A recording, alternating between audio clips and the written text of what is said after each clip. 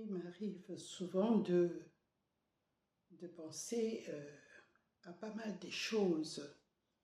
Par exemple, en lisant ma Bible ce matin, et cela a commencé depuis la semaine dernière, je pensais encore à la manière dont jusque-là j'ai vécu. Et la question qui pouvait se poser, c'est de savoir comment ça se fait que certaines choses auxquelles on aspire, auxquelles on pense, ne s'accomplissent pas exactement comme nous le voulons. Eh bien, pendant des années, même j'évitais souvent de suivre des enseignements qui nous disent de promouvoir l'imagination.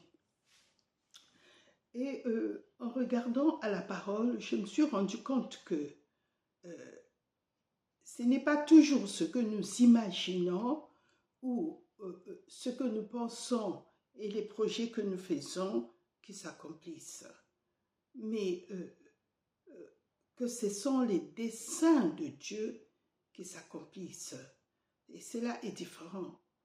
Quand je réalise aujourd'hui que tout ce qui s'est réalisé, ce sont les desseins de Dieu et non les projets de l'homme. Et en lisant ma Bible ce matin, je lisais dans le livre de Proverbes, à partir du verset 21, Proverbe 19. Il y a dans le cœur de l'homme beaucoup de pensées,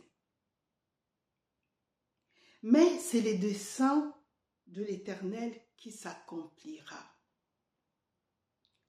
Les projets de Dieu s'accomplissent toujours, nous dit la Bible dans le psaume 119, à partir du verset 89. La parole de Dieu dit ceci.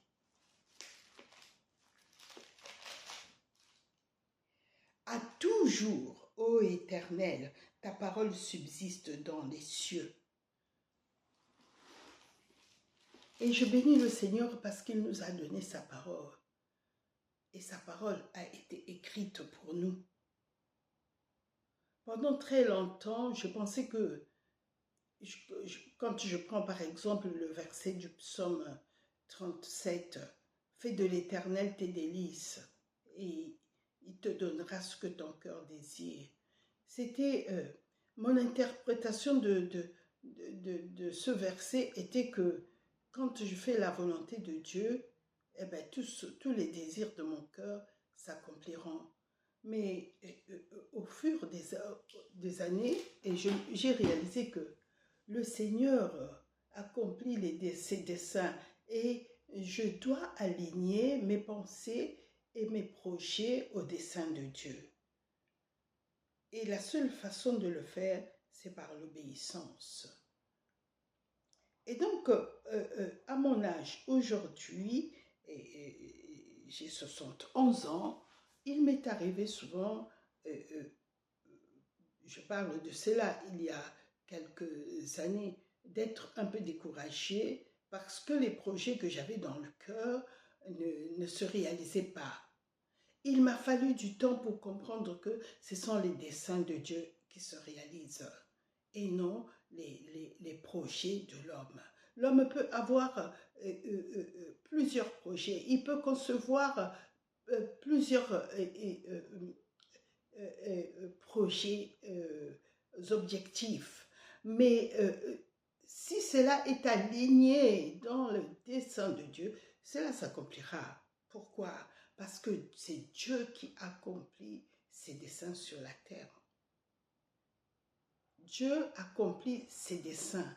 Et il nous est dit que quand nous prions selon sa volonté, alors nous possédons déjà la chose que nous lui avons demandé.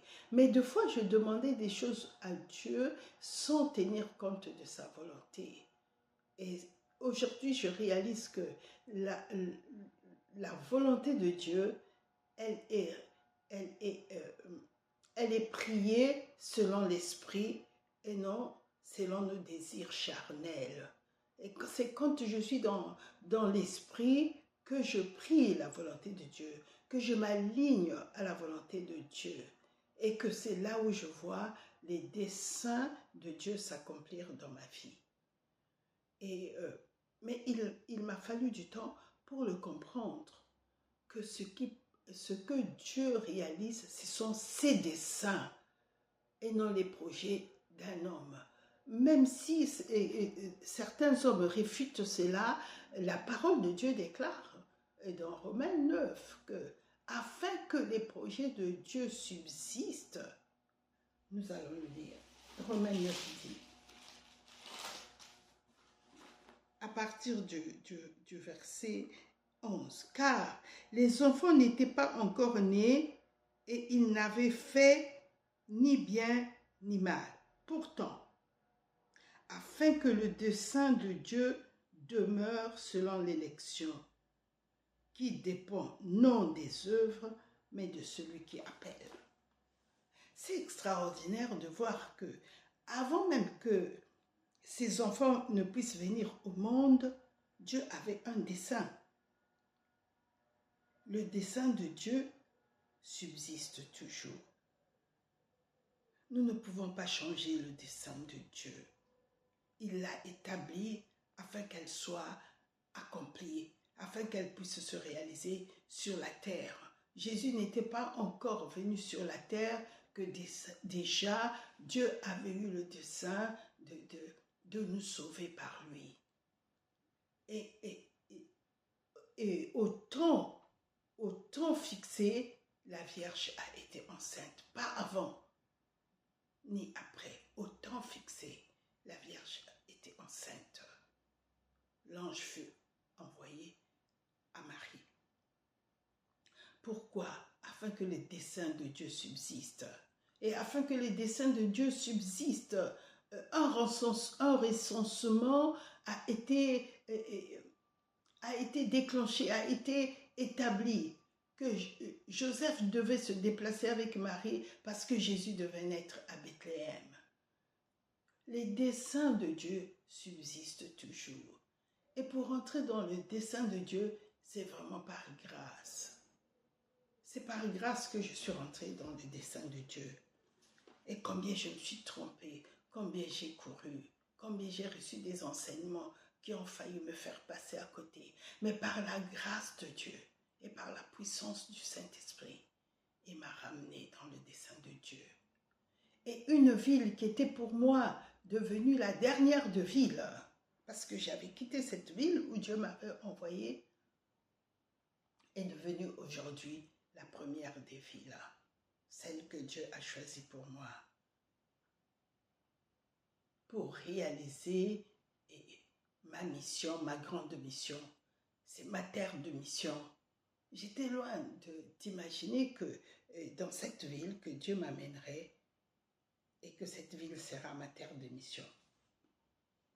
Pourquoi? Parce que l'idée que je me faisais, c'est que ce que je demanderai à Dieu, il me le donnera. Mais Dieu ajoute ce que tu demandes selon sa volonté. Dieu veut nous aligner dans son dessein. Il veut nous mettre il veut nous rendre actifs dans son projet. Dieu a voulu me faire rentrer dans son projet, me rendre participant de son projet. Et pour cela, il m'a fallu du temps pour le comprendre. Bien-aimés, et ce que je partage avec vous, c'est mon expérience. Et mon expérience n'est pas le centre, mais c'est la parole de Dieu qui est le centre. Et ce que Dieu a pour vous se trouve dans son dessein. Nous ne sommes pas hors de son dessein, mais nous sommes dans son dessein. Il dit, je connais les projets que j'ai formés pour vous, projets de paix et non de malheur, afin de vous donner un avenir et de l'espérance. Dieu veut nous donner de l'espérance. L'espérance de Dieu ne trompe pas. Il dit dans Romains, or l'espérance ne trompe pas. Il veut nous faire rentrer dans la paix. Il veut nous faire rentrer dans le repos. Et devant nous courant, j'ai couru parce que je ne connaissais pas ce que c'est que le repos. J'ai couru parce que je ne savais pas que c'était en esprit, que c'est dans l'esprit que Dieu qui est esprit dépose les choses dans mon esprit. J'ai couru après mes projets, après mes objectifs. Il m'a fallu du temps pour comprendre que en Jésus-Christ, c'est le repos. En Christ, tout est esprit et vie. En Christ, je rentre dans le domaine de l'esprit. Mais je courais encore dans le domaine de l'intelligence humaine, de la sagesse humaine.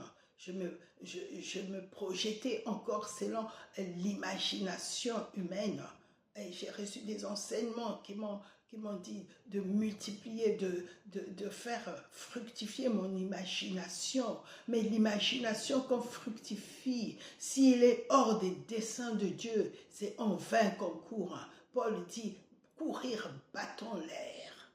Il a fallu du temps que je comprenne que c'est le Saint-Esprit seul qui peut nous placer dans le dessein de Dieu. Voilà pourquoi l'homme qui vit par ses propres efforts, par l'intelligence, l'homme qui ne veut pas s'aligner à la personne du Saint-Esprit, il courira en vain et même il ira embrasser certaines philosophies qui n'ont rien à voir avec la parole de Dieu. Bien aimé, aujourd'hui, il y a beaucoup d'enseignements qui sont donnés, mais seul le dessein de Dieu subsistera. Quels que soient ces enseignements qui sont donnés, ils font courir les gens au bord du mur, devant un mur. Ils font courir les gens dans la déception. Et beaucoup même seront déçus parce que ils ne comprendront pas pourquoi. Et il y aura plein de pourquoi cela ne s'est pas réalisé. Non, la parole de Dieu ne faillit jamais. Les desseins de Dieu ne faillissent jamais. Et l'amour de Dieu ne faillit jamais. Mais ce qui est important, c'est d'être dans l'esprit. Car la nouvelle alliance ne concerne pas ce que nous faisons, mais concerne ce que Jésus-Christ a fait. Et c'est le Saint-Esprit qui amène ce que Jésus-Christ a fait pour nous dans nos vies, à l'existence, à l'évidence. Sans l'Esprit de Dieu, l'équation est fausse. Bien-aimés, c'est dans l'esprit seul que les projets de Dieu, que les desseins de Dieu se réalisent dans nos vies. Et quand nous sommes dans l'esprit, eh bien, le Saint-Esprit, il peut intercéder pour nous. Il peut intercéder pour les projets de Dieu afin que cela devienne évident dans notre vie. Et j'ai compris cela bien plus tard, en me laissant aller par le Saint-Esprit, en me laissant enseigner par le Saint-Esprit. Combien j'ai couru des kilomètres, et combien j'ai couru d'églises, et combien j'ai couru après les hommes de Dieu. Et aujourd'hui, je réalise, je me rends compte que le Saint-Esprit, le Tout-Puissant, il a toujours été avec moi, et que c'est lui qui devait accomplir les desseins de Dieu dans ma vie. Il a fallu que je fasse silence à moi-même et que je cède le terrain au Saint-Esprit, que je cède le terrain à Dieu lui-même, à la voix interne, à la voix du Saint-Esprit. Et lui, quand il a pris les rênes, j'ai compris, il m'a dit, c'est les desseins de l'Éternel qui s'accomplira dans ta vie. Rien ne sert de courir. La parole de Dieu, elle est claire là-dessus. Quand nous courons, il faut que nous courons dans le couloir de Dieu. Il faut que nous courons dans la volonté de Dieu. Et le seul moyen de le savoir, c'est de vivre dans l'esprit. Beaucoup peuvent nous promettre beaucoup de choses et en se servant de la parole de Dieu, ils peuvent nous promettre le succès, l'accomplissement de Dieu, du projet de Dieu dans vos vies. Combien ils utilisent la parole même pour nous faire croire que c'est dans cette direction, la direction, c'est dans leur direction que se trouve Dieu. Non. Dieu se trouve dans la communion parfaite que nous avons avec lui. Dieu se trouve dans l'intimité avec Dieu. Dieu se trouve en Christ et quand nous sommes en Christ, cherchons à lui céder totalement notre vie et pleinement de lui céder le Saint-Esprit. C'est la puissance du Saint-Esprit qui accomplit les desseins de Dieu dans notre vie. Il n'y a pas de puissance contre le Saint-Esprit. Il n'y a pas de puissance contre la vérité. La parole de Dieu est la vérité. La parole de Dieu est esprit et vie. Le Saint-Esprit utilise la parole de Dieu pour nous enseigner. Le Saint-Esprit utilise la parole de Dieu pour nous éclairer. Le Saint-Esprit utilise la parole de Dieu pour nous emmener dans la communion et dans la profondeur de Dieu, de ce que Dieu a pour nous. Nous sommes le projet de Dieu. Il est l'architecte de notre vie. Nous sommes le projet de Dieu. Dans ce temps-ci, il avait prévu que nous existons, que nous soyons en ce temps-ci, afin que nous puissions participer, afin que nous puissions être, qu'il puisse réaliser son projet pour nous. Nous sommes le projet de Dieu. Aucun ministère ne peut nous montrer ce que Dieu va faire. C'est le Saint-Esprit qui nous montrera et qui nous montre ce que Dieu a pour nous. Aucun ministère, aucun homme. Mais quand nous cherchons la communion de Dieu par le Saint-Esprit, eh bien, il nous amène droit au but, c'est-à-dire dans le dessein de Dieu. Ce que Dieu veut accomplir, c'est son dessein. Il faut que cela soit clair pour nous afin que nous puissions abandonner toute autre résistance et rentrer dans le dessein de Dieu. Et le dessein de Dieu, c'est le repos. Quand j'accepte ce que Dieu est en train de faire pour moi, je suis dans l'esprit. Je prie par l'esprit et le Saint-Esprit me mène dans le repos. Il n'y a plus de doute, il n'y a plus d'abattement parce que je sais que je suis dans le projet de Dieu. Le Saint-Esprit a intercédé pour moi. Je suis en paix. Je suis dans la paix, absolument dans la paix. Et cela est plus important pour moi et cela est plus important pour Dieu quand nous sommes dans le repos. Le peuple de Dieu a connu, a traversé beaucoup de tempêtes. D'abord, ils étaient poursuivis par Pharaon après leur sortie, mais Dieu était avec eux. Ils ne réalisaient pas qu'ils pouvaient être dans le repos parce que le Seigneur, Dieu qui les avait sortis de l'Égypte, il contrôlait la situation. Ils étaient dans le dessein de Dieu, ils étaient dans le projet de Dieu et que Dieu réaliserait ce qu'il avait prévu. Mais à cause de l'abattement, à cause de la peur, ils ont retardé plus ou moins le plan de Dieu parce qu'eux, ils regardaient à Pharaon et non à la nuée ou à la colonne qui les accompagnait. Et il m'est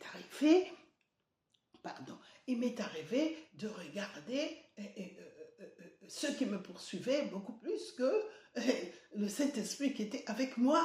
Et j'étais arrivé au point d'ignorer la puissance du Saint-Esprit et que l'ennemi ne pouvait rien faire contre la puissance du Saint-Esprit, que le Saint-Esprit était son chaos, que le Saint-Esprit avait mis fin à tous ses projets et que lui seul a pu le vaincre, a mis fin à son chemin, l'a détrôné par Jésus-Christ, en crucifiant Jésus-Christ à la croix, même par la crucifixion. C'était le plan de Dieu. Il a pu dépouiller l'ennemi de tout ce qu'il avait mis sur l'homme.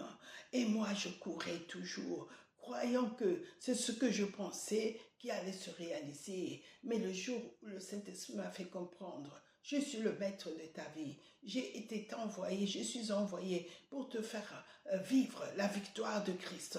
J'ai été envoyé pour amener à l'existence ce que Dieu a fait pour toi en Jésus-Christ.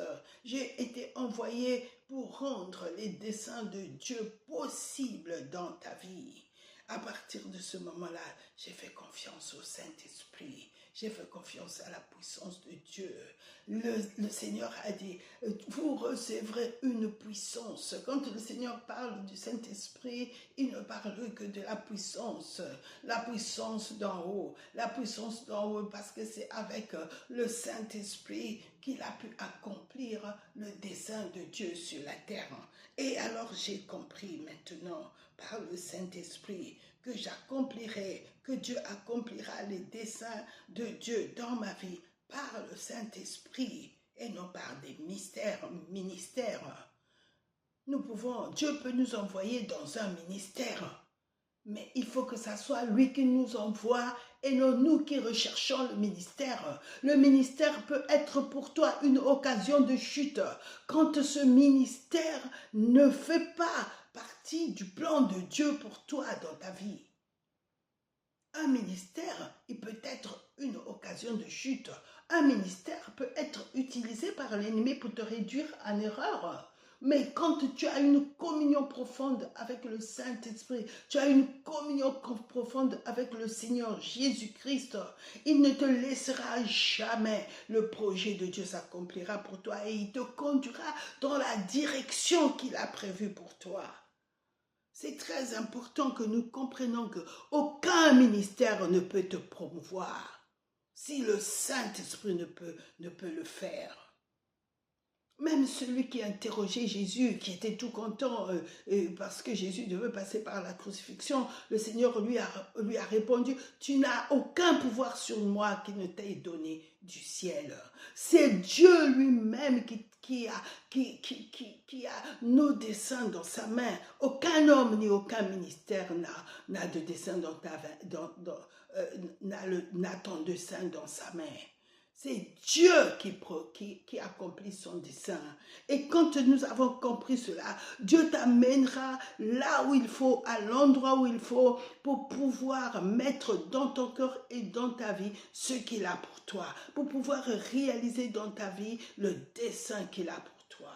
C'est le dessein de Dieu qui s'accomplit dans nos vies et non les desseins des hommes. J'ai été dans des ministères. Et ces ministères, souvent, l'ennemi les utilisait pour pouvoir exploiter les innocents ou les rebelles et même, je dirais, les gens qui n'étaient pas totalement en Christ. Certes, l'appel est sur nos vies, mais c'est l'appel de Dieu et non l'appel à un ministère. C'est l'appel de Dieu qui est dans notre vie. Et c'est Dieu qui accomplira cet appel-là. Le ministère n'accomplira pas ce que Dieu veut faire. C'est Dieu qui accomplira. Dieu peut se servir d'un ministère, mais il ne faut pas être naïf. Moi, j'étais naïve. Heureusement, le Saint-Esprit qui est en moi et l'Esprit de Dieu Tout-Puissant. L'Esprit de l'intelligence divine et de la sagesse divine qui vit en moi. Eh bien, il a pris le dessus et l'Esprit de Dieu a pu me sortir des situations où moi-même, je m'étais mise. Et quand le Saint-Esprit te dit, sors de ce ministère, tu pars de ce ministère et qu'il te montre ce que c'est que ce ministère, eh ben, c'est là où j'ai commencé à trembler. Mais comment faire, Seigneur? Il me dit, je suis la porte, je suis l'issue. Tu ne peux pas être dans une situation sans que Dieu prévoie l'issue de sortie. Il est l'issue de sortie. Et il m'a toujours sorti de toutes les situations où il m'a emmené. Et alors, des fois, je me disais, mais Seigneur, comment ça se fait que je me sois retrouvée là? Il m'a dit, parce que j'avais des choses à t'enseigner. Dieu peut t'enseigner au travers d'une situation qui paraît dangereuse. Et Dieu m'a beaucoup appris au travers de ces situations. Mais ce n'était pas dans ces ministères que Dieu m'avait appelé. Dieu m'a appelé à son dessein, à accomplir le dessein de Dieu sur la terre. Et il s'accomplira parce qu'il est de Dieu. Bien-aimés, si nous avons compris que c'est le dessein de Dieu qui va s'accomplir, nous n'allons pas nous arrêter même à un ministère, parce que nous serons prêts à laisser ce ministère et à partir quand le Seigneur nous dira, maintenant ici c'est fini, pars. Les gens m'ont appelé de tous les noms, solitaire, vagabond, fugitif. Mais je disais, c'est vous qui êtes des fugitifs qui fouillez la volonté de Dieu et les desseins de Dieu. Jamais je n'ai été fugitive. Tout ce temps, le Seigneur a permis que je passe par ces moments, que je passe dans ces ministères pour pouvoir m'enseigner. Et aujourd'hui, je peux vous dire ce que le Seigneur m'a enseigné et vaut 1000 fois que de rester dans un ministère. J'ai vu la profondeur de certains ministères qu'ils appellent ministères, qui vont fermer, même parce que ce que Dieu avait à faire avec ces ministères est fini. Et pour certains ministères, Dieu va les utiliser parce que le Seigneur trouve que c'est utile pour la formation de ses ministres, pour la formation de l'homme de Dieu, afin que l'homme de Dieu devienne accompli, afin que l'homme de Dieu puisse être accompli, afin que Christ puisse être formé en eux. Mais d'autres ministères disparaîtront totalement. Ils disparaîtront parce qu'ils n'ont plus leur devoir d'être. Et que ce que Dieu avait à faire avec ces ministères-là, dans le temps, s'est accompli. Ne nous attachons pas à des ministères, ne nous attachons pas à ce qu'on appelle ministère, parce que d'autres n'existeront plus demain. Leur temps a été achevé, leur temps est fini. Ils ont fait leur temps et Dieu a pu réaliser ce qu'il avait à faire avec ces ministères-là. Mais quand nous sommes en intimité avec Dieu, dans la communion avec Dieu, nous pouvons être sûrs que les desseins de Dieu s'accompliront. Nul ne retournera à Dieu s'il n'a pas encore réalisé ce que Dieu veut réaliser dans nos vies. Bien-aimés, je voulais vraiment partager ce passage avec vous de Proverbe 19 et de Romains 9 à partir du verset de cette histoire de Jacob et d'Ésaü. Ils n'étaient pas encore nés, mais afin que les desseins de Dieu subsistent et l'élection de Dieu subsiste, et Dieu avait dit que le plus petit, j'ai aimé Jacob, j'ai haï Ésaü.